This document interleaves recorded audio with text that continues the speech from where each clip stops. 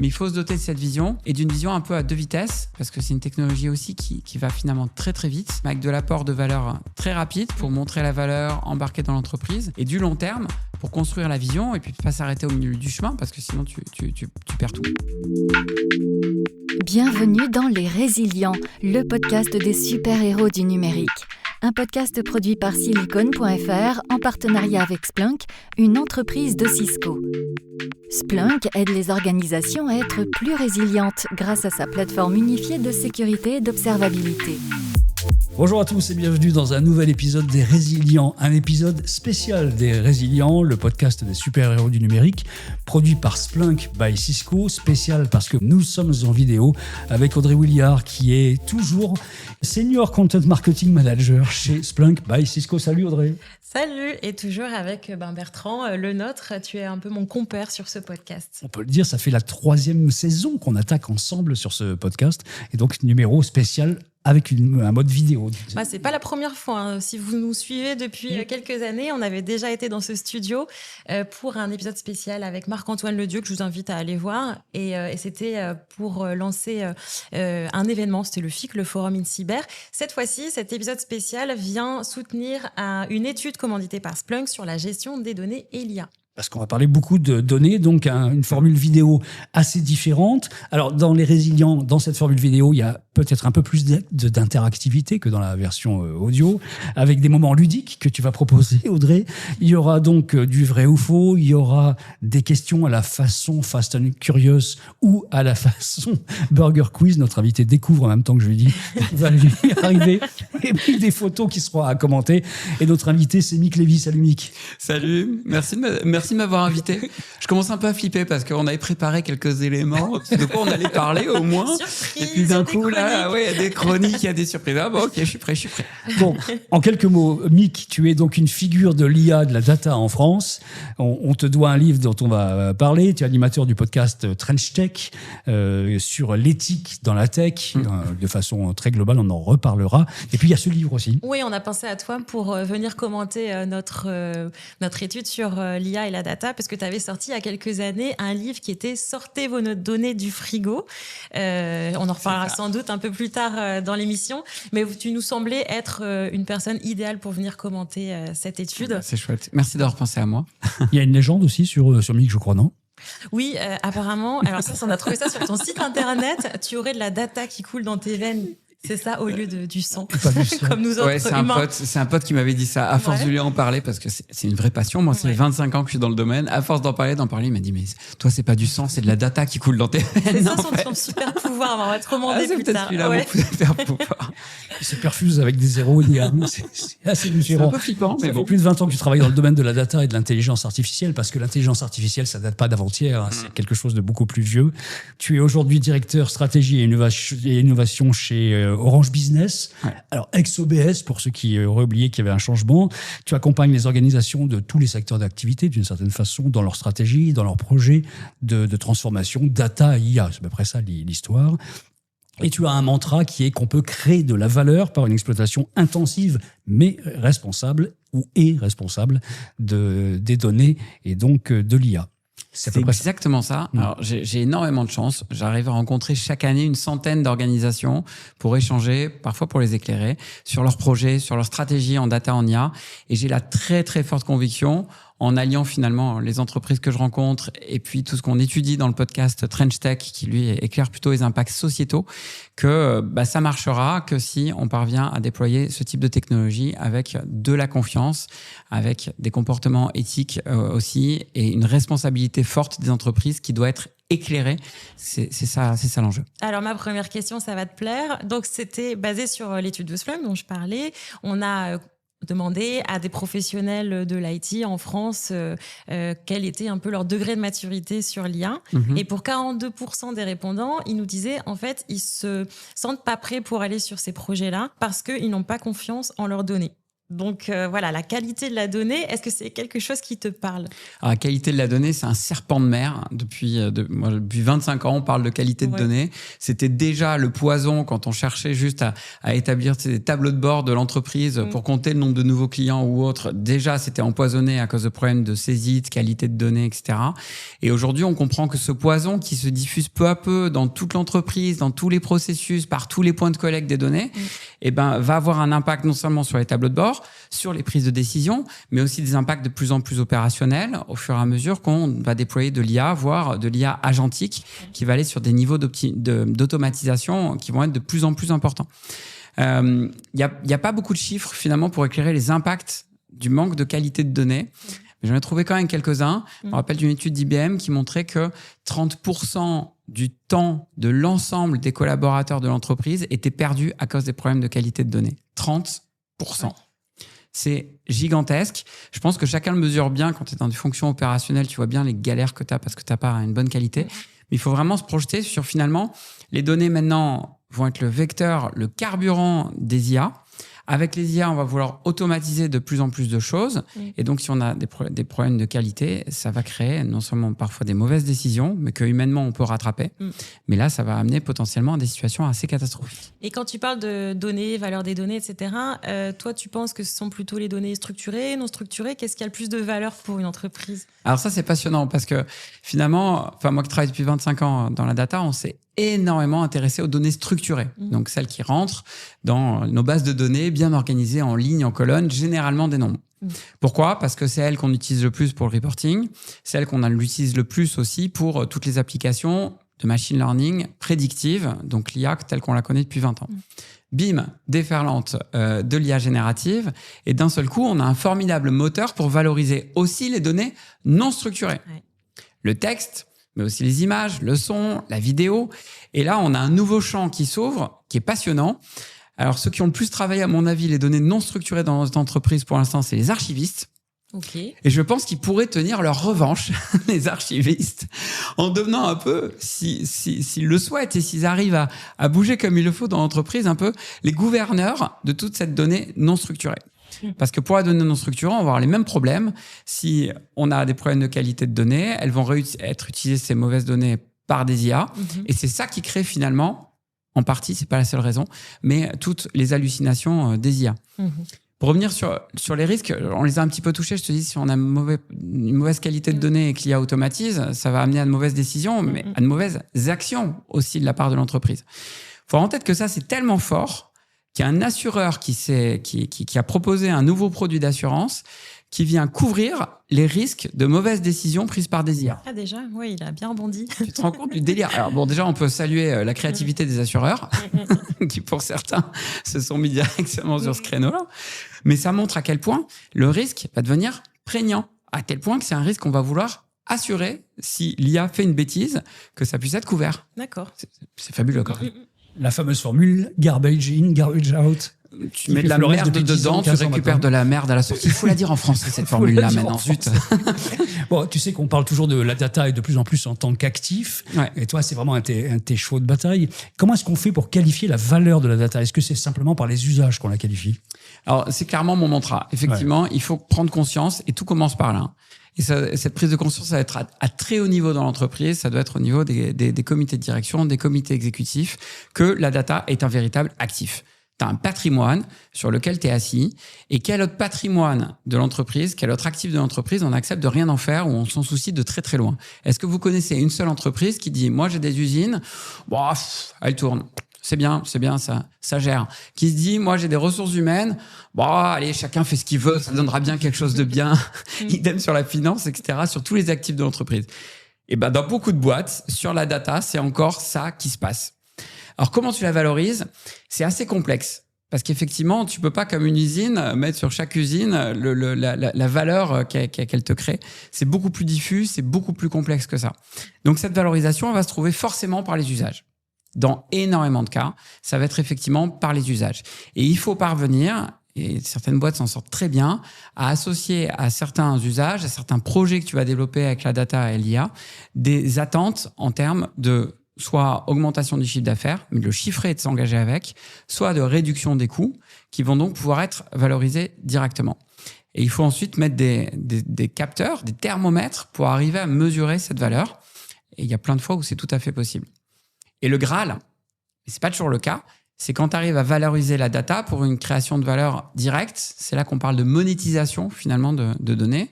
Facebook, Google et autres sont tous nés de ça. Et eux, ils savent te dire combien ils ont de gagné grâce aux données qu'ils ont acquises. Tout est basé là-dessus. Il y a quelques exemples sur le marché, y compris d'entreprises traditionnelles qui sont arrivées à le faire. Mais c'est vrai que ça reste assez rare. Est-ce que c'est à la louche que ça se fait, au pif, ou est-ce qu'il y a vraiment des outils concrets pour calculer cette valorisation finalement ? Alors, c'est compliqué parce que, par exemple, un cas très classique, c'est de te dire j'ai gagné de nouveaux clients ou j'ai réussi à faire des ventes additionnelles grâce à mon moteur de recommandation qui, lui, est nourri par toutes mes données. OK, mais sur le terrain, ils vont te dire « Ouais, très bien, ton moteur de recommandation qui a dit tel produit, effectivement, l'a vendu. » Mais bon, il y a plein d'autres contextes. Il y a la publicité qu'on a fait juste la semaine dernière qui a peut-être poussé à la vente. Il y a le fait qu'on avait une campagne à ce moment-là qui a amené une réduction de 5 € si on achetait ça et donc ça poussait à la vente. C'est à chaque fois multifactoriel. Et donc, on va pouvoir là, du coup, utiliser aussi la data pour faire ces mesures. Et donc, mettre en place des algorithmes qui parviennent à discriminer les différentes raisons qui peuvent amener à la vente et ensuite pouvoir dire, voilà, grâce au moteur de recommandation, on a réellement dégagé tant. Mais c'est sûr que, je le redis, c'est assez diffus cette mesure de la valeur. Et les entreprises qui marchent le mieux, je le vois dans beaucoup de boîtes qui mettent vraiment une grosse intention avec la data, ils se donnent vraiment des objectifs en se disant, je crée un moteur de recommandation, je mets en place un outil qui va permettre de, par exemple, dans l'observabilité, d'éviter des pannes dans le système d'information. Je veux les réduire de tant de %, donc je vais gagner tant d'euros.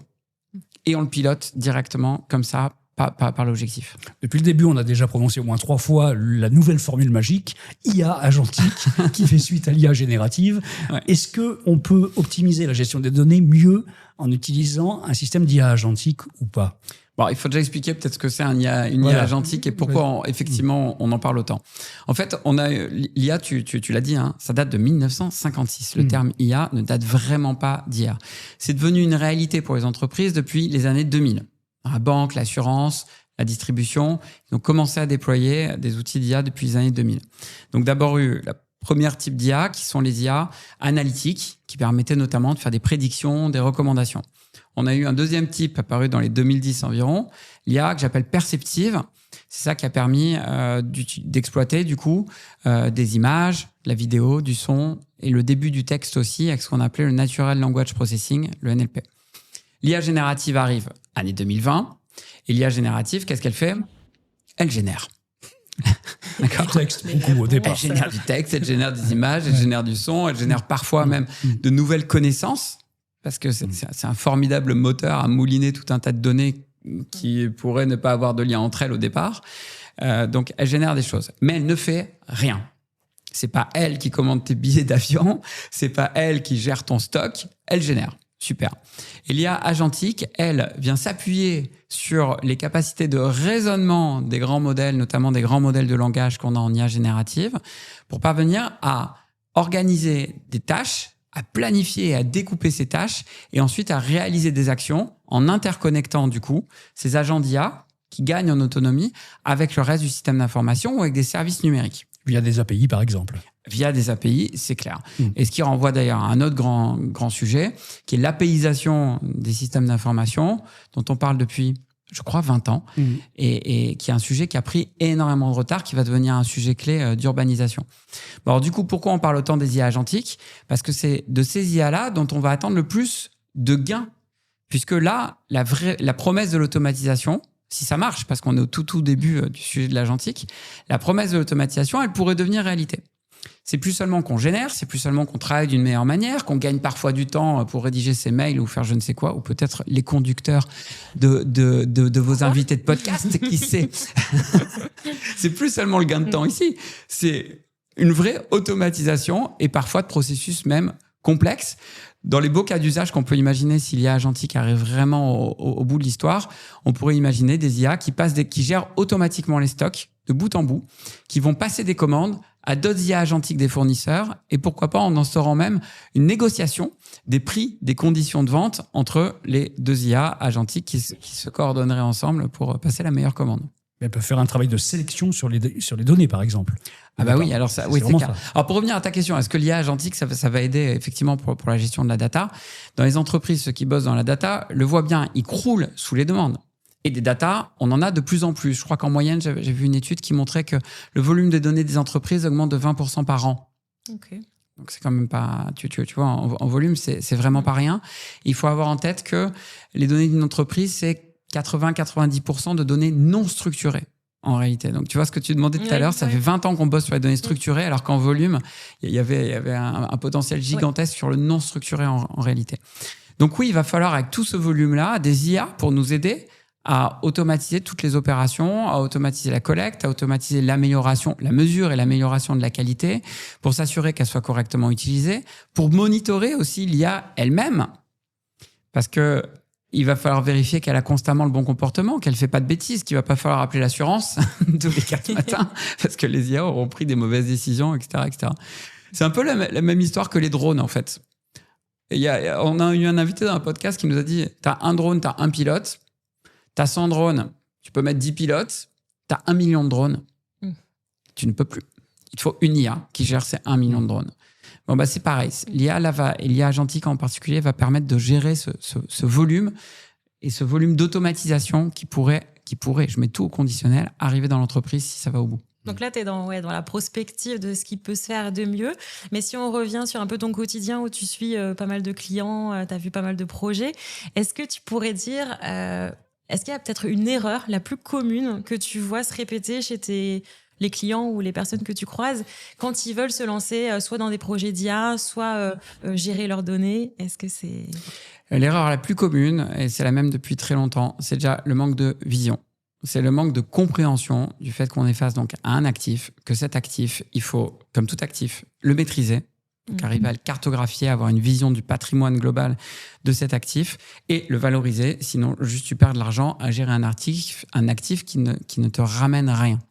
Le jour où tu comprends ça, quel que soit l'actif, tu mets en charge des personnes de le gérer. Tu définis une stratégie pour gérer cet actif. Tu te donnes une vision pour embarquer toute l'entreprise sur la gestion de cet actif qui est en plus extrêmement distribué. Et à côté de ça, tu déploies effectivement des technologies. Il y a des choix technologiques clairs à établir pour répondre aux différents besoins et tu déroules ta stratégie de façon efficace. Mais il faut se doter de cette vision et d'une vision un peu à 2 vitesses parce que c'est une technologie aussi qui va finalement très très vite. Donc du court terme avec de l'apport de valeur très rapide pour montrer la valeur embarquée dans l'entreprise et du long terme pour construire la vision et puis pas s'arrêter au milieu du chemin parce que sinon tu perds tout. Et ça, c'est plutôt porté par les Chief Data Officers, ce genre de figures qui ont émergé dans les entreprises? Ah ouais, Chief Data, de plus en plus Chief Data and AI Officer. Ah ouais, d'accord. Des fois, c'est encore même une évolution. 2 fonctions différentes. Je trouve ça assez habile que ce soit réunis sous la même personne au vu de l'importance des données pour l'IA. Mais ça se discute, ça va dépendre beaucoup de la taille de la boîte. Donc effectivement, c'est la fonction clé qui doit être chargée de construire la stratégie et de l'exécuter avec une vision globale, très orientée sur les métiers, les usages, la valeur, le patrimoine, et qui va avancer main dans la main avec l'IT qui va gérer des plateformes technologiques qui sont de plus en plus complexes. Et il y a un signal très fort dans les entreprises, c'est une des toutes premières questions que je pose. Avez-vous nommé un Chief Data ou Chief Data and Officer déjà? Mais il y en a de plus en plus. 2, à qui il est rattaché? Ah, et en général. Et là, c'est vraiment la réponse te dit directement où on est l'entreprise. Okay. Si c'est rattaché à l'IT, warning, attention, problème. On n'est pas du tout assez orienté métier. On n'a pas compris que la fonction de ce gars, c'était avant tout de créer de la valeur pour les métiers. Donc c'est pas que l'IT ne sait pas le faire, mais c'est que le métier devient tellement complexe et le métier aussi technologique devient tellement complexe qu'il y a vraiment un intérêt et dans tous les cas de figure à séparer les 2 fonctions. Ensuite, on trouve des Chief Data and AI Officers qui sont rattachés à la transfo. Très bien, pourquoi pas. Et les entreprises les plus ambitieuses ou qui ont le mieux compris la valeur qu'il allait avoir à trouver avec la data et l'IA, ils rattachent directement le Chief Data and AI Officer à la direction, au CEO. Il fait partie intégrante du COMEX. Et donc là, ça montre à quel point on veut en faire un actif stratégique. Et on a compris que c'était un enjeu de stratégie de création de valeur et de transformation. Ça, c'est du vécu. On sent bien que ça, mais c'est trop drôle. Tu poses cette question-là en arrivant, mais direct, tu sais où tu mets les pieds. Bon, je vais demander à Audrey de se boucher les oreilles. On va parler une fois de Splunk dans ce podcast. On le fait jamais. On parle jamais de Splunk, mais il se trouve qu'avec Orange Business, vous avez une offre qui s'appelle CheckPulse d'observabilité qui a été faite en collaboration avec Splunk. Quelle utilisation de la data vous faites avec CheckPulse? Alors déjà, c'est une grande histoire d'amour entre Splunk et Orange Business à plusieurs niveaux, puisque chez Orange, il y a aussi Orange Cyberdéfense, qui travaille sur tous les sujets de cyber, de résilience des systèmes d'information et qui travaille beaucoup avec Splunk. Chez Orange Business aussi, on travaille beaucoup avec Splunk, à la fois pour déployer des solutions d'observabilité et qui deviennent de plus en plus riches parce qu'on est passé de l'observabilité juste du SI à l'observabilité de la data, à l'observabilité de l'IA. Il va falloir mesurer tout ce que font ces IA et notamment ces IA agentiques. Donc, c'est tout ça qu'on propose à nos clients. Et on a eu aussi des cas d'usage que je trouve assez originaux de Splunk. Chez certains clients, on utilise vraiment Splunk comme étant la plateforme data des données machines. Donc, non seulement de tout le SI, mais aussi beaucoup de données de capteurs. On a beaucoup déployé Splunk pour derrière des capteurs d'usine pour arriver à faire de la maintenance prédictive, par exemple, ou de l'observabilité des machines. C'est une plateforme hyper efficace pour cette donnée un peu temps réel et cette donnée industrielle très, très, très particulière. Et puis, on a quand même une actualité, Audrey.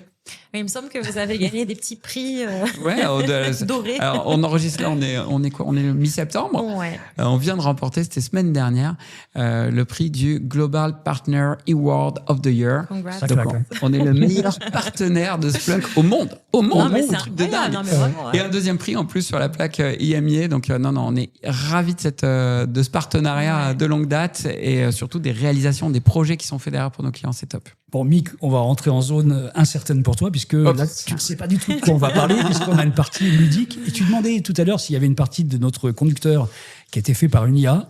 Ah, peut-être, Audrey. On y arrive. Ça arrive. Comme l'émission, elle est sur l'IA et la data, je me suis dit, je vais demander à notre chat GPT interne chez Cisco, ça s'appelle Circuit, de te créer une petite question. Donc, la voici. Circuit te demande: quelle est la recette pour que l'IA ne se contente pas de cuisiner la donnée, mais qu'elle en fasse un ingrédient clé de la survie et de la croissance à long terme de l'organisation? Une question de l'IA, ça. Bien joué, Circuit. Alors, je parle de 2 vitesses du déploiement de l'IA dans l'entreprise et ça me semble essentiel de capter ça. La première vitesse, c'est de déployer de l'IA comme un outil de performance individuelle. Et ça, toutes les boîtes sont en train de s'y mettre, parfois en étant obligées par les collaborateurs, donc de déployer des licences ChatGPT, des licences Copilot, des licences Live Intelligence, qui est un outil d'IA disponible chez Orange et qui est totalement sécurisé. Ça, c'est l'IA du quotidien. On va doter chacun des collaborateurs, c'est certainement Circuit d'ailleurs, chez Cisco, sans doute, ouais. d'un ChatGPT privé sécurisé pour travailler avec au quotidien. Avec l'espoir de gains de productivité globaux par l'addition des gains de productivité de chaque personne. Espoir qui n'est pas gagné-gagné quand même. Et puis, ça évite d'aller se faire sur une autre IA, peut-être d'aller faire fuiter des données. Alors exactement, c'est un point hyper important pour la résilience parce que ça évite d'aller sur les plateformes grand public, à commencer par le ChatGPT gratuit, sur lequel tu n'as pas de confidentialité des données, tu n'as pas de confidentialité des échanges et donc ça te met vraiment en risque en termes de sécurité. Donc, gros warning là-dessus. Donc, il faut s'en préoccuper. Mais si tu fais que ça, que cette première recette, pour reprendre l'image de ton circuit, dans 5 ans, retour à la case départ. Dans 5 ans, avoir déployé un ChatGPT privé, quel qu'il soit, ce sera, d'un point de vue de la performance, pareil que d'avoir déployé Excel. Et de même que si tu n'as pas Excel, tu es à la rue, il faut se le dire dans beaucoup d'entreprises, ça ne fait pas de toi une entreprise plus performante parce que tu as déployé Excel. Tu as 0 différenciant. Donc, il faut s'intéresser absolument à la deuxième partie, où là, c'est le cuistot qui vient beaucoup plus sur mesure, de déployer des IA, de déployer des algorithmes, de déployer des agents qui vont venir au cœur des processus.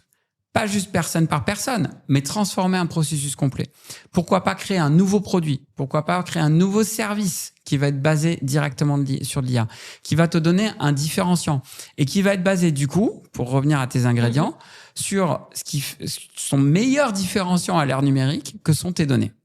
Les données de chaque entreprise, il n'y a que cette entreprise-là qui les détient, qui les connaît, qui peut les exploiter.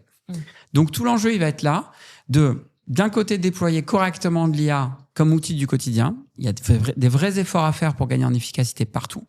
Mais de l'autre côté, chercher un différenciant, chercher une création de valeur qui va être beaucoup plus forte, qui va demander de se transformer dans l'entreprise et de créer des choses qui sont un peu plus sur mesure. Ok. Pas mal la question de l'IA. Elle est vachement chouette parce que elle me permet d'expliquer un sujet qui me semble vraiment hyper important et à côté duquel beaucoup d'entreprises passent encore. Je vois trop d'entreprises qui disent « Ah bah nous, ça y est, on fait de l'IA ». Comment ça, tu fais de l'IA? Bah ouais, on a acheté des licences ChatGPT, on les a données à tout le monde. Génial. Non. Pour lui, qui garde bien les oreilles grandes ouvertes parce qu'on arrive au vrai ou faux. Il va y avoir 2 anecdotes. Il va falloir savoir laquelle est la vraie, laquelle est la fausse. C'est mesuré. Alors, j'ai toujours du mal à être très tranché. Je veux dire vrai. Et moi-même, je ne les connais pas. Donc, on va essayer de deviner ensemble. Allons-y. Tu le disais un petit peu avant, tu parlais aussi du fait que l'IA peut parfois halluciner.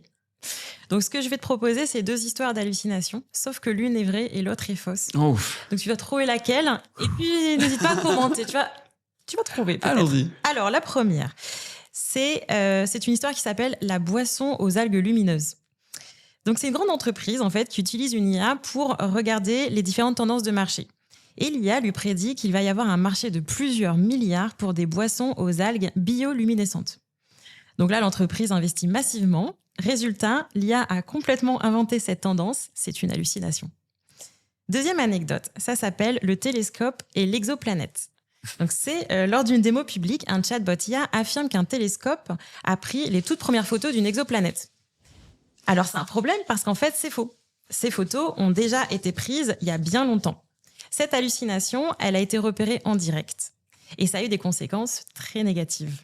C'est la deuxième. C'est la deuxième, c'est clair et net. C'est tout à fait le genre de truc qui peut arriver. Il y en a une autre qui est très très connue dans le même style, un avocat à New York. C'était en 2023, donc vraiment pas longtemps après la sortie de ChatGPT, qui avait fait toute sa plaidoirie avec ChatGPT. Oui. Et ChatGPT qui lui avait évidemment inventé des choses qui n'existaient pas, des lois qui n'existaient pas ou qui n'avaient pas les bonnes références. Et ça s'était vu en direct. Je crois même que l'avocat a été radié. Ah oui. Donc, faut vraiment faire gaffe. Ce sujet des hallucinations, il est sérieux. Les IA, on le voit de moins en moins dans nos usages quotidiens des hallucinations, mais il y a des tests qui ne trompent pas. Si tu demandes à une IA de te répondre en un mot et en lui demandant des questions extrêmement précises, quelle est la date de naissance de Barack Obama, par exemple, quelle est la capitale de tel pays, tu as une chance sur 2 que ces IA te répondent faux. D'accord, quand même. Ça, c'est un benchmark d'OpenAI qui a été fait en novembre 2024. Ça commence à dater un petit peu. Mais il y a d'autres benchmarks qui montrent que sur ces demandes-là particulières, qui sont en réalité les plus compliquées pour l'IA, de répondre en un seul mot et en étant précis, ça a plutôt tendance à s'empirer. Donc, une réponse sur 2 est fausse sur ces sujets-là. Bah là, du coup, c'était bravo, c'est ça. T'as vu, j'ai même pas douté, je t'ai même pas demandé si c'était vrai ou pas. Bravo. Ça sonnait trop comme une belle hallucination. C'était facile, en effet. Et pour donner un peu de contexte, en fait, c'était Google qui avait organisé en 2023 une conférence sur l'IA. Et 2 jours avant, avait réalisé une démo avec son chatbot conversationnel qui s'appelle Bard. Et il y avait une question qui a été posée au chatbot qui disait est-ce que tu peux me fournir des exemples de découvertes permises par un télescope qui s'appelle James Webb et que pourrait comprendre un enfant de 9 ans. Et c'est là qu'il a sorti du coup cette réponse. 2 jours après, ils ont fait donc la conférence, mais le problème c'est que en fait la confiance avait été un peu perdue et les résultats, ça a été quand même un chute du coup en bourse et $100 milliards. Oui, Bard, c'est l'ancêtre de Gemini qu'ils avaient sorti un peu à la va-vite certainement pour contrer ChatGPT. Parfois, il y a l'agenda qui fait que il faut aussi aller vite. Mais Google se rattrape bien, là, ils se défendent bien quand même dans l'IA en ce moment. Est-ce qu'il faut considérer que les hallucinations font partie de l'ADN des IA et que finalement il faudra composer avec, malgré les difficultés que ça peut poser, y compris au niveau business? Mais clairement, et même c'est ça qui fait la puissance. C'est ça qui fait la puissance de ces IA. Si tu vas leur demander, je sais pas, élabore ma stratégie d'entreprise, comme si tu étais un chef cuistot, en t'inspirant des grands chefs cuisiniers. Voilà. Elle va te répondre, l'IA. Alors qu'il n'y a pas un seul article sur le web qui aura fait le lien direct entre Paul Bocuse, tu peux même lui préciser, à la façon de Paul Bocuse, et la stratégie de l'entreprise, qui est une entreprise industrielle, qui crée, j'en sais rien, des tables basses, par exemple. Ça n'existe pas sur Internet, d'accord? C'est pas comme si elle était allée chercher ce contenu-là. Elle t'a recréé du contenu en mélangeant de multiples sources, en trouvant des corrélations que humainement on n'aurait jamais imaginées. On peut dire que l'IA, l'hallucination, si tu veux, c'est le fonctionnement, c'est au cœur du fonctionnement même de l'IA. Parfois, c'est génial. Par exemple, pour faire ta stratégie d'entreprise à la façon de Paul Bocuse. Et puis parfois, ça pose des problèmes. Et c'est là qu'on parle d'hallucination. Et quelles sont les causes principales? C'est justement les sources de ces données? Qu'est-ce qui va créer ces hallucinations? Alors, tu en as plusieurs. Tu as les sources des données, effectivement. On revient encore une fois sur les sujets de qualité de données. Et ça, c'est inspirant pour l'entreprise. Si tu veux faire, je sais pas, tu mets un instant conversationnel sur de la documentation technique, par exemple. C'est un cas qu'on voit beaucoup, y compris dans des secteurs comme la banque et l'assurance, où les produits sont très complexes, finalement. Si tout n'est pas extrêmement précis, voir si tu as des documents qui se contredisent, voir si tu as des zones un peu grises entre deux documents ou même au sein d'un même document, tu as des chances que l'IA te réponde à côté. Donc, il y a un problème de qualité de données. Mais encore une fois, il faut aussi comprendre que c'est intrinsèque au fonctionnement de l'IA de croiser des sources de données par corrélation et non pas par causalité. Et que du coup, des fois, les chemins de corrélation qu'elle va prendre ne sont pas les bons. Et c'est ce que disent notamment Yann Lequin, par exemple, éminent chercheur en IA, qui est actuellement chez Meta. Lui, il dit, on n'arrivera jamais à un niveau dit de super intelligence, il y a un grand débat là-dessus, tant qu'on n'arrivera pas à ancrer les règles du monde réel dans les IA. Aujourd'hui, on ne peut pas coder une simple règle comme celle de la gravité. Tu regardais les IA génératives de vidéos, il faut regarder toujours les premières versions des IA, tu as pris Bard tout à l'heure, c'est passionnant parce que ça dit beaucoup du fonctionnement. Première IA générative de vidéo, tu demandes une vidéo d'un skieur. Et tu vois le skieur qui descend la pente et puis à un moment donné qui remonte la pente à la même vitesse qu'il a descendu et puis qui saute, qui te fait des loopings de dingo dans l'air, qui retombe comme si de rien n'était. L'IA ne connaît pas la loi de la gravité. Et tu ne peux pas coder la loi de la gravité dans une IA qui génère des vidéos. Tu ne peux pas. Donc maintenant, ils ont gommé ça. Certainement comment? En générant eux-mêmes certainement énormément d'images de skieurs, d'objets qui ne font que tomber, et en donnant donc toutes ces images supplémentaires pour que l'IA continue son entraînement, et que par renforcement des corrélations, la corrélation la plus forte soit que les choses tombent toujours dès lors que tu es sur la planète Terre. C'est comme ça. Donc les hallucinations sont intrinsèques aux IA. Et c'est pour ça que quand moi je lis « Ah bah ça y est, on a totalement éliminé les hallucinations à une nouvelle IA numéro nana, c'est fantastique ». Oui, tu as réussi à les limiter. Tu as réussi au cas par cas et en générant peut-être des millions de cas possibles à la redresser, à améliorer peu à peu. Mais il faut comprendre que les hallucinations, c'est intrinsèque, c'est vraiment structurel dans le fonctionnement de l'IA. D'accord. Il y a les hallucinations, mais il y a aussi tous les dangers qui sont liés aux accès en temps réel aujourd'hui. Une pollution qui arrive parce que les IA vont chercher en temps réel dans des sources qui ne sont pas sélectionnées. Et il y a un vrai problème. Il y a même une étude là-dessus qui montre qu'il y a un sérieux problème sur la plupart des IA aujourd'hui. Un problème de contamination, finalement. Et donc, avec certains pays même qui en profitent. J'avais vu, tu fais référence aux travaux d'une entreprise qui s'appelle NewsGuard. Ils avaient montré comment un organisme russe de propagande russe qui s'appelle Pravda avait réussi à infecter les réponses des grandes chatbots d'IA. Et donc, si tu interroges un ChatGPT, ils avaient montré que 30% sur des questions liées à la Russie, 30% des réponses étaient imprégnées de la propagande pro-Kremlin véhiculée par Pravda. Et comment ils font?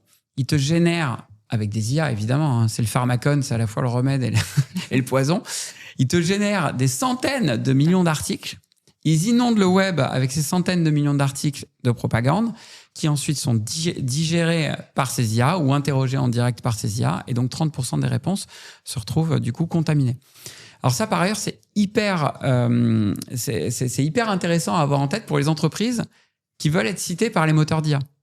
Parce que ça aussi, ça devient un nouvel enjeu. Le trafic est en train, et les recherches sont en train de se déporter du Google classique sur des IA. Et si par exemple, on peut demander, quelqu'un a envie de demander quel est le meilleur outil d'observabilité de mon système d'information et que Cisco a envie que ça réponde Splunk, je pense que tu en as envie, Audrey. T'aimerais.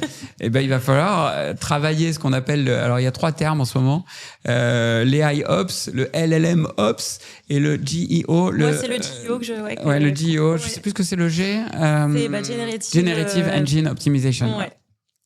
Le GEO, donc, pour parvenir à ressortir dans les résultats de ces grands moteurs d'IA. Ça devient un enjeu clé aussi. C'est ça, pour le marketing, c'est vrai qu'on est un peu au-delà du SEO maintenant, mais ça reste quand même du bon contenu à produire pour trouver... fais comme Pravda. Ouais, des je pense que je vais centaines de commencer à millions poster ou des faux sites, massivement. ou des faux sites qui imitent les sites de Exactement. médias comme Doppelganger l'a fait. Ouais. Et donc là, il y a un vrai souci là-dessus. Bon, on a bien compris. Ouais, l'enjeu de désinformation. Il est- fallait est vraiment énorme que, qu'il y a. là pour le coup, ils sont en train de s'y pencher, je crois, tous les opérateurs d'IA aujourd'hui, sur la qualité des sources. Parce que la qualité Ouais. de la data, c'est une chose, mais la qualité des sources en temps réel, c'est un vrai sujet de demain. Ouais, en fait. t'as raison. Il communique beaucoup là-dessus, sur ses travaux pour filtrer les sources et arriver à avoir les meilleures sources. OpenAI même a un peu donné à voir à la sortie de ChatGPT 5, de GPT-5 sur effectivement les sources qui étaient employées par le modèle. On arrive au Fast and Curious. Wow. Tu vas voir, c'est très rapide, très efficace. C'est Audrey qui gère ça. Tu l'as peut-être déjà vu, Fast and Curious, c'est Combini qui fait ça. Ouais. Donc, tu as 2 propositions et très rapidement, tu nous réponds celle que tu préfères. Ça marche. Et tu as le droit de commenter si tu veux, mais pas obligatoire. Allons-y. Alors, c'est parti. IA générative ou IA agentique? Mais les deux. Ah, Ça tu peux fait pas pas- dire les deux pour Ah toi. bah non, c'est pas... ah bah je refuse. T'as droit à un veto, tu l'as déjà utilisé. Local ou cloud? Ah. Oh, les questions de la mort. Alors attends, j'ai fait les deux avant. Là, je te dis, ça dépend. Ah, la triche. Ça tourne au normand, ton histoire. Ça dépend. Il y a vraiment des enjeux de souveraineté qui doivent être très très forts pour certaines entreprises. Après cloud, il y a des clouds qui peuvent. Allez, cloud. Parce qu'il y a des ok. clouds qui peuvent être sécurisés, privés, souverains. Cloud. Exact. Open source ou propriétaire? Open source à chaque fois qu'on peut. Supervision humaine ou autonomie totale? Alors ça dépend. Si tu as 1 million de drones ou si tu as 1 million de capteurs sur ton SI, automatisation. Ouais, ok. Machine learning ou deep learning? Ça fait pas la même chose. C'est un peu la même question que IA générative ou agentique, tu vois. C'est forcément les deux. Structuré ou non structuré? C'est forcément les deux. Ça Ouais, fait mais pas toi, la tu même veux- chose. Toi, tu. On Voilà. peut pas. C'est quoi ces questions? Audrey, je peux pas. T'as vu, il y a des chroniques compliquées. Data scientist ou data engineer? Ah bah là aussi, tu peux pas mettre l'un sans l'autre. Ça va former un beau duo. Il faut combos, forcément avoir ils doivent forcément travailler de pair. Et c'est pas facile de les faire travailler ensemble d'ailleurs souvent, parce qu'ils ont pas toujours la même approche technique. OpenAI ou Mistral AI? Mistral. LLM ou SLM? SLM à chaque fois que possible. D'accord. Là, tu as fait ton choix pour la dernière question. Pour des raisons de maîtrise et d'empreinte environnementale. Ouais. Maîtrise des réponses et empreinte environnementale. Mhm. Est-ce que tu pourrais nous parler d'un projet, d'une initiative récente dont tu es assez fier dans la gestion de données, dans l'IA? Moi, je pensais par exemple à l'histoire de l'Institut Curie. Ouais, alors ça, c'est effectivement un projet magnifique. Bon, on a plein de beaux projets. Honnêtement, j'ai des milliers d'histoires à raconter sur des projets qui changent vraiment la donne. Mais effectivement, avec l'Institut Curie, là, c'est un projet vraiment formidable qui est associé en plus à une belle histoire humaine. C'est un collaborateur d'Orange Business qui a été atteint d'un cancer rare, qui était suivi par l'Institut Curie et qui s'est débattu, qui est malheureusement décédé il y a quelques semaines, mais qui s'est débattu avec ce cancer. Il a créé une association où il faisait des concerts pour récolter des fonds pour l'Institut Curie. Et puis il s'est dit, je travaille dans une grande entreprise de tech, certainement la plus grosse boîte tech de France, Orange. Donc, on doit pouvoir faire quelque chose avec l'Institut Curie. Il nous a mis en relation. Et du coup, on travaille. Maintenant, on a plusieurs consultants qui travaillent avec l'Institut Curie sur une application qui embarque un algorithme qui est déployé dans tous les hôpitaux de France. C'est remarquable ce qu'a fait l'Institut Curie. Et dans lequel, du coup, à partir d'une simple analyse génomique, on peut, dans 70-80% des cas, nous dit l'Institut Curie, retrouver le tissu d'origine du cancer qui est à traiter. Les cancers rares, c'est 6-7 000 personnes par an qui en sont atteintes en France. Et si on ne sait pas déterminer d'où il vient, c'est beaucoup plus difficile à soigner. Et donc, dans 70-80%, cet algorithme, qui est assez simple en plus, basé sur du deep learning, parvient à détecter d'où ça vient. Et donc c'est une belle histoire humaine. Derrière, les consultants d'Orange Business sont ravis de travailler sur ce projet qui fait énormément de sens. Nos consultants ont travaillé sur des briques de data vise et de communication pour que les médecins puissent correctement ensuite exploiter rapidement ces informations. On travaille aussi sur l'explicabilité de l'algorithme. Donc de dire, voilà, on pense que c'est tel tissu, mais parce que il y a tel gène et tel gène qui sont mis en question dans l'affaire. Et puis il va pouvoir y avoir encore beaucoup de déploiements, de déroulements possibles autour de cette application pour la rendre encore plus puissante. Donc un très beau projet et fait en plus en mécénat de compétences. Donc je trouve, tu vois, c'est beau, il y a tout qui s'assemble. Il y a une belle histoire humaine, une formidable initiative de l'Institut Curie qui était déjà très avancée avant nous. Et puis, des consultants, évidemment, chez nous, hyper motivés et ce mécénat de compétences qui est en place pour le faire. Donc, c'est génial. Parfait, c'est l'IA qui change la vie ou qui peut même la sauver, en l'occurrence. Là, c'est l'IA qui sauve la vie ça fait quand même plaisir. Bon, c'est génial d'avoir des applications d'IA pour vendre plus de boîtes de petits pois et garder plus longtemps que tes clients et inciter à plus de ventes. OK, c'est bien, il faut le faire. C'est important pour les entreprises, pour la compétitivité. Il faut pas s'en priver. Mais quand ça vient sauver des gens, c'est encore mieux. Je peux te donner une autre application magnifique au sein du groupe Orange. Rapidement, peut-être, je sais pas où on est niveau timing. Bon, oui, on n'a plus regardé. Rapidement. Pierre. Ça fait un moment que j'ai pas regardé le timing. Ou chez Orange, un des tout premiers postes de consommation énergétique, c'est le réseau d'antennes mobiles. Et du coup, on a appliqué une IA pour arriver à comprendre sur les dizaines ou centaines de milliers d'antennes mobiles déployées à l'échelle d'un pays. On travaille d'abord pour la Pologne. Quelles sont celles qui consomment anormalement trop compte tenu du trafic qu'elles ont à gérer. D'accord. Donc, c'est juste un algorithme de classification vraiment, finalement, assez bête. Tu vois, c'est pas de l'IA générative, c'est pas de l'agentique, on n'est pas dans un truc de dingue. Et rien qu'avec ça, on a pu réduire de 5% la consommation énergétique de ce réseau d'antennes mobiles en Pologne, où il y a un mix énergétique qui est parmi les moins favorables, les plus carbonés du monde. Donc, l'effet de levier sur l'impact carbone est encore plus fort. Et les chercheurs à qui on travaille chez Orange pensent qu'on peut même aller jusqu'à réduire de 15% l'empreinte énergétique. Et donc, on commence à le déployer maintenant dans les autres pays aussi. Affaire à suivre. Ouais. Est-ce que tu connais les questions à la façon Burger Quiz ? Ouais. Ça tombe bien. On n'a pas le petit burger quand tu es seul à jouer. C'est ça. Alors, je vais aller très, très vite. Moi, ce qui me faisait rire avec le mot agent d'IA, c'est que ça me faisait penser à agent de star. Donc, un peu 10%.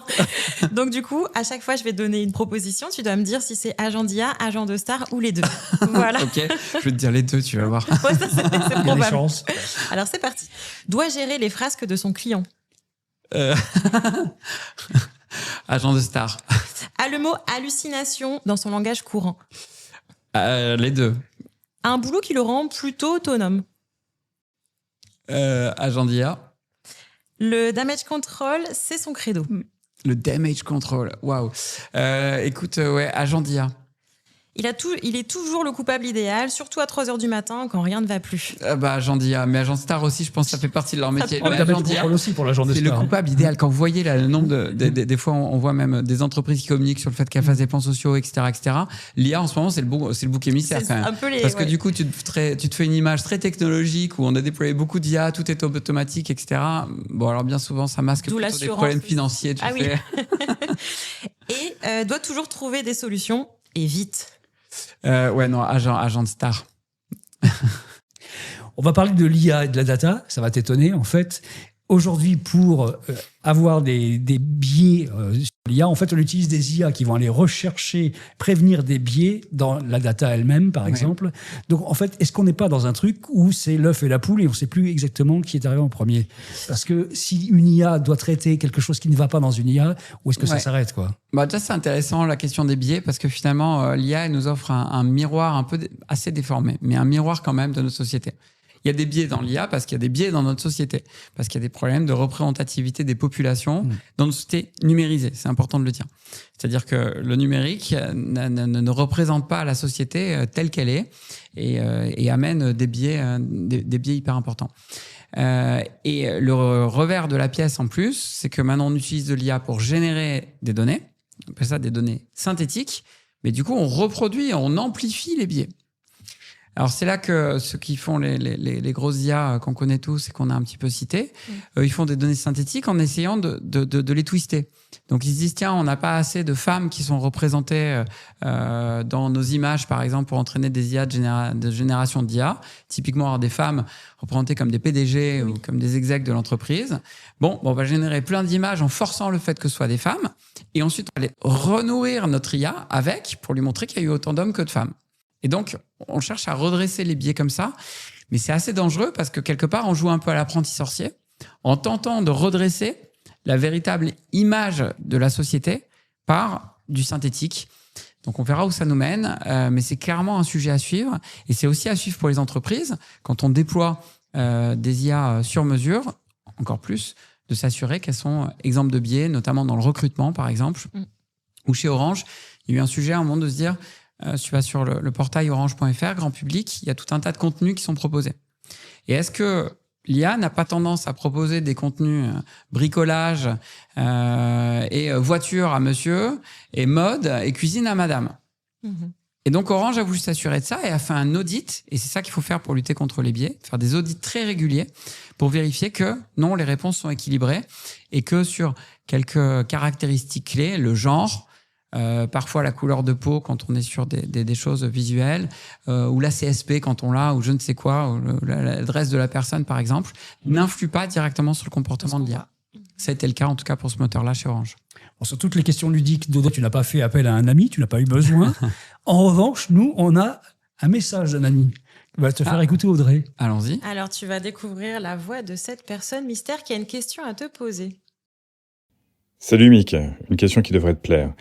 On associe souvent la résilience numérique à la cybersécurité. Mais que devient cette résilience si l'IA nous rend dépendants de chaînes d'approvisionnement matériel, comme avec les GPU, les data centers, qui sont elles-mêmes fragiles? Est-ce que finalement, on n'est pas en train de déporter le problème, un peu comme avec leur empreinte écologique d'ailleurs? C'était qui? Alors, je reconnais tout de suite la voix. Je me suis dit, mais qu'est-ce qu'ils vont sortir? Donc, c'était Cyril Chaudois, avec qui je co-anime, mon ami, avec qui je co-anime le podcast Trench Tech. Vous l'avez vraiment interrogé? Vous êtes allé prendre un bout du podcast? C'est une question qu'on a posée à un autre invité? Ou vous avez régénéré sa voix avec l'IA? Non, on a demandé. Ah, bien joué. C'est pour toi, Il me l'avait même pas dit, le petit filou. Alors, la question de la résilience avec l'IA, effectivement, elle est énorme et nous projette sur des questions géopolitiques qui sont véritablement vertigineuses. Aujourd'hui, la chaîne de production des machines et de l'infrastructure qui permet de soutenir l'IA, elle est limitée à quelques entreprises. Évidemment, les Américains sont les superstars de ça, notamment avec Nvidia.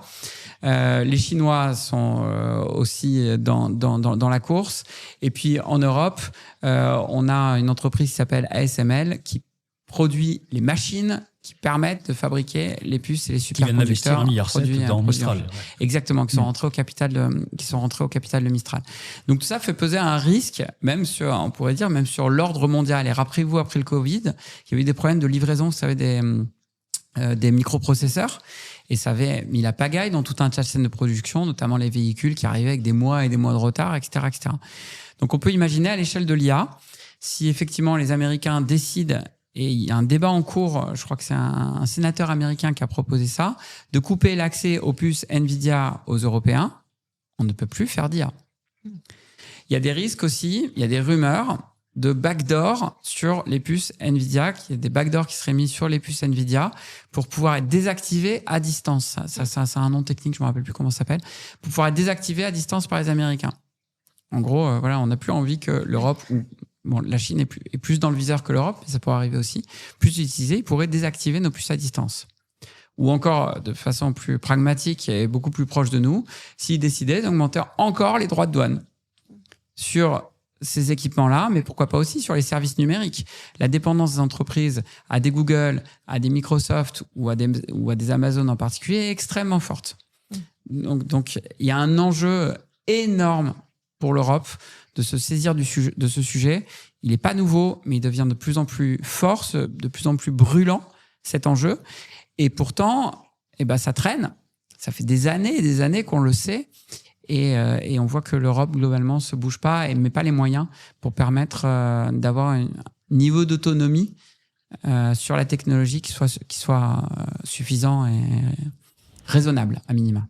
C'était donc une question de Cyril Chaudois, qu'on salue d'ailleurs, ton complice du podcast de Trench Tech. Il est beaucoup question dans Trench Tech comment on dit ça, d'éthique finalement. Hein. C'est un petit peu ça, la question sous-jacente au podcast. Des impacts sociétaux, dont les impacts sociétaux géopolitiques aussi, qui sont évidemment hyper importants. Comment est-ce qu'on garantit une gestion éthique et responsable des données? Ça, c'est une question qui revient souvent. Ouais. Alors, vous mettez des épisodes entiers à y répondre, mais moi, je vais te demander d'y répondre en quelques secondes. Alors écoute, il faut le voir à différents niveaux. Il y a le niveau des États, et les États légifèrent. Je suis hyper content qu'on ait au niveau européen le premier règlement sur l'IA, le RIA, qui va s'imposer à tous, à toutes les entreprises et à tous les grands fournisseurs d'IA qui vont vouloir commercialiser leurs solutions en Europe. Il y avait avant ça le règlement sur le RGPD, le règlement général sur la protection des données, qui est évidemment toujours en vigueur. Les deux règlements viennent se compléter pour bien protéger et ce qui est fait de nos données et les usages qui sont faits de l'IA et auxquels nous sommes tous soumis. Donc ça, c'est très bien. Et je suis convaincu que l'Europe doit absolument pas lâcher et j'espère qu'on va arriver dans le bras de fer qu'il y a en particulier avec les États-Unis à faire entendre notre voix. Au niveau des entreprises, la question se joue de manière un peu différente. Le tout premier enjeu d'une approche éthique, c'est de se poser les questions, déjà, et de se poser les questions avec un recul quasi philosophique, de se dire, de prendre conscience quels sont les effets sociétaux des technologies que je suis en train de déployer. Déjà, même socialement, dans ma propre entreprise, et d'embarquer avec soi les instances représentatives du personnel, les syndicats, c'est d'ailleurs une obligation légale. Il y a France Télévisions qui vient de se faire épingler là-dessus parce qu'ils avaient déployé un sort de ChatGPT privé sans consulter toutes les instances représentatives du personnel. Donc c'est même une obligation légale, mais c'est très bien. C'est certainement un des premiers niveaux éthiques de se poser ces questions-là, d'embarquer avec soi toutes les parties prenantes. Tiens, une autre initiative, Maïf. Magnifique ce qu'ils ont fait. Maïf, ils ont tiré au sort, je crois que c'était 40 collaborateurs pour travailler sur une charte de l'IA et pour se poser les questions sur comment on intègre de l'IA pour l'ensemble des collaborateurs. Voilà, cette implication, là, il y a une approche, je trouve, une méthode qui va amener à un résultat qui dénote une vraie envie éthique. Donc, c'est vraiment la première chose. Deuxième chose, respecter les réglementations. C'est bête, mais commençons par ça. Et puis, troisième chose, mettre tout en place pour bien mesurer les effets de ce qu'on fait. Donc, sur l'IA en particulier, avoir une étude en amont des données qu'on va donner à l'IA au moment de l'entraînement, et puis à minima des audits réguliers. C'est l'exemple que je vous donnais avec le moteur d'Orange. Des audits réguliers pour vérifier que le comportement de l'IA est bien fidèle à ce qu'on en attendait. On a bien compris qu'on commençait par une philosophie générale et qu'ensuite on décline par des actes cette philosophie générale. Exactement. Tu sais ce qui est bien avec un podcast qui est filmé, c'est la deuxième fois qu'on fait ça, c'est qu'en fait on peut se permettre d'avoir une chronique visuelle, ça nous change un petit peu. Et Audrey va te montrer des images. Oui, effectivement. Je pensais que vous alliez me faire danser. Ce qui est bien avec la vidéo, c'est on que... peut aussi. Allez, il y a c'est des parti. gages. Alors, je vais te montrer une image que je vais décrire aussi pour ceux qui nous écoutent en audio. Elle a son petit cahier, c'est fait. J'ai un petit cahier, c'est vraiment scolaire. Mais... Donc là, ce que tu vois, c'est un nuage entouré d'étoiles. Je voulais t'amener sur un sujet. Qu'est-ce que ça t'évoque ? Un cloud souverain européen. Alors, qu'est-ce que tu nous en dis de cette idée ? C'est ce que je te disais tout à l'heure. Enfin, on y est revenu à plusieurs reprises. Ça va être vraiment un enjeu clé. À la fois qu'on arrive à avoir des acteurs de la tech européenne, mais surtout, quels que soient les acteurs d'où ils proviennent, qu'on arrive à avoir une autonomie technologique en Europe, une résilience puisque ça va derrière. Mais c'est un enjeu. En tout cas, c'est un enjeu important. Hyper important. Et je pense qu'on en fera peut-être l'objet d'un autre épisode, mais voilà, je voulais au moins l'évoquer à un moment. Il faut. Après, très rapidement, c'est un frigo. Si jamais tu l'avais pas reconnu, toi. C'est pour nos auditeurs. Pourquoi un frigo, à ton avis ? Alors, écoute, plusieurs choses. Soit tu veux faire référence à ma gourmandise, au fait que j'aime bien les bons produits. Je sais pas. Mais je pense que tu veux plutôt faire référence à mon livre. Oui. Sortez vos données du frigo. Pourquoi ce titre Le titre, je crois qu'il est assez évocateur. Toutes les entreprises ont des données. Toutes. Et ces données, donc on l'a dit, qui constituent un actif, et la plupart les laissent dans les frigos informationnels de l'entreprise. Ne les cuisine pas, quoi. Ne les cuisine pas dans les bases de données, etc. Oui, et donc pérille. tu te dis, alors ça périt parce qu'effectivement, tu as tes problèmes de récence, donc c'est de moins en moins intéressant, ça apporte de moins en moins de valeur.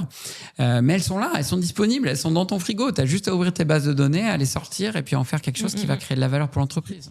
Il faut le faire. Allez, ma dernière image, alors c'est en noir et blanc, mais c'est le dernier film Mission Impossible. Pourquoi je montre ça ? Pourquoi tu montres Mission Impossible ? Parce qu'il y a encore du chemin à faire. Sur tous ces sujets-là, il y a encore du chemin à faire dans les entreprises où c'est sûr que pour les entreprises traditionnelles, il y a un vrai chemin de transformation, mais qui est profond et qui est complexe. Il ne faut pas jeter la pierre. C'est hyper complexe, ces transformations qui sont à l'œuvre dans les entreprises traditionnelles. Et plus l'entreprise est grande, plus c'est complexe en réalité de mener ce chemin de transformation. Mission impossible aussi pour la tech européenne, peut-être. Mais si on n'y va pas, c'est pas Tom Cruise qui va nous trouver la solution. Donc il va falloir se retrousser les manches. Et aussi parce que dans le dernier Mission Impossible, tu as aussi une entité d'intelligence artificielle qui est un peu le grand vilain de l'histoire. Je l'ai pas vu, moi. Je t'ai dit du coup. Et c'était aussi un pied de nez dire des fois l'intelligence artificielle, en tout cas vu au film hollywoodien, on projette beaucoup en fait. Et c'est un peu surréaliste ce que en fait peut faire réellement l'IA. Et du coup, c'était assez marrant de se dire nous on parle concrètement. Mais t'as raison, ça c'est un autre enjeu clé. On passe dans les médias, il y a énormément de temps qui est passé sur des risques qui sont totalement hypothétiques avec l'IA. L'IA qui se retourne contre nous, même la super intelligence, au sens fort du terme, l'IA qui mettrait totalement fin au travail, ce qui est à la fois une bonne et une mauvaise nouvelle, évidemment, ça n'existe pas. Et pourtant, on y passe énormément de temps. Et en réalité, je crois que la mécanique qui est à l'œuvre, c'est que ça masque les vrais problèmes, les vraies considérations qu'il faut avoir, comment on s'en saisit pour créer une valeur durable dans l'entreprise, et puis ça masque les risques dont on a parlé, d'hallucination, de contamination et donc de manipulation de l'information, et puis aussi d'empreinte environnementale, pour n'en citer que quelques-uns. Bon, on va passer de Mission Impossible à Marvel avec une question très traditionnelle, en fait. Il y a 2 questions très traditionnelles à la fin de chaque podcast. Si tu avais un super pouvoir, ce serait lequel ? La téléportation. Au moins, t'as pas hésité, toi. Non, j'hésite pas une seconde. Je passe mon temps à me déplacer. Moi, j'habite à Nantes et puis je me déplace partout en France. Et j'adore ça, aller au contact des entreprises et autres. Donc c'est un vrai plaisir. Mais alors, je passe du temps dans les transports, du coup. Donc, si on fait téléportation, SNCF ou les deux, ce serait plutôt téléportation. Ou une SNCF encore plus rapide, parce que je suis un fan de train, par ailleurs. Qu'est-ce qu'on bosse bien dans les TGV, en tout cas. Donc, ouais. Ok, ça marche. Et l'autre question liée à ça, c'est est-ce que tu vois une super-héroïne ou un super-héros qui pourrait venir dans notre podcast et pour quelle raison ? Alors écoute, j'en aurais plein de cités. J'ai le droit de citer combien ? Honnêtement, comme le podcast, il faut qu'il finisse un jour. 2 maximum. 2 maximum. Alors écoute, et c'est très sincère et sans faillotage. Il faut que vous rencontriez les dirigeants d'Orange, et je pense notamment à Aliette Mounier-Lompré, dirigeante d'Orange Business, qui est quelqu'un, j'ai jamais eu l'occasion de lui dire, c'est un peu gênant de le dire là, mais que je trouve admirable. Il nous vend sa chef, en fait. Ouais, c'est incroyable. Ça fait très faillot de l'entreprise, mais non, Aliette, si tu m'entends, c'est sincère. Donc je trouve le parcours, la personnalité, le comportement extrêmement inspirant et qui amène du coup une philosophie dans la boîte qui me donne ne serait-ce que la liberté de vous parler comme on l'a fait aujourd'hui, sans que ce soit préparé, validé, etc. par X personnes chez Orange.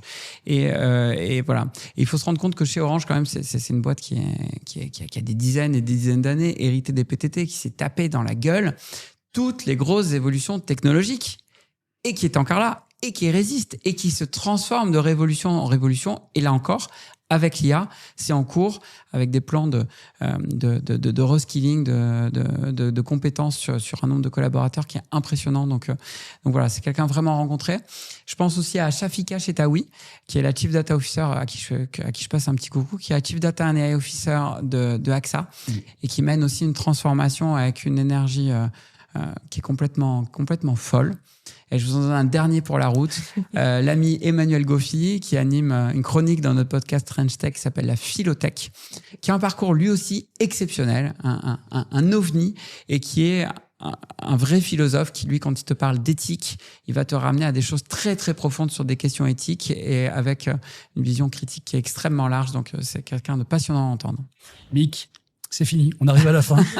C'était bien. En tout cas, nous, on a aimé ça, franchement, cette rencontre. On ne reste pas 2 heures de plus. Même pas plus. Il y a encore 10 chroniques. Tu étais donc l'invité de ce podcast spécial des Résilients, le podcast des super-héros du numérique. Tu te sens un peu super-héros, là, ça y est ? Ah bah là, d'un coup, il manque plus que la cape. Hein, mais je ne le ressentais pas jusqu'à maintenant. Ton super costume. C'est un podcast qui est produit par Splunk by Cisco. Donc, c'est la plateforme qui renforce la résilience de votre organisation. D'où le nom, évidemment, les Résilients, Audrey. Effectivement. Alors, merci de nous avoir suivis. Si vous aimez ce type de format, n'hésitez pas à nous le dire. On va vous mettre en description le lien vers les sondages dont on a parlé et toutes les ressources utiles, bien sûr.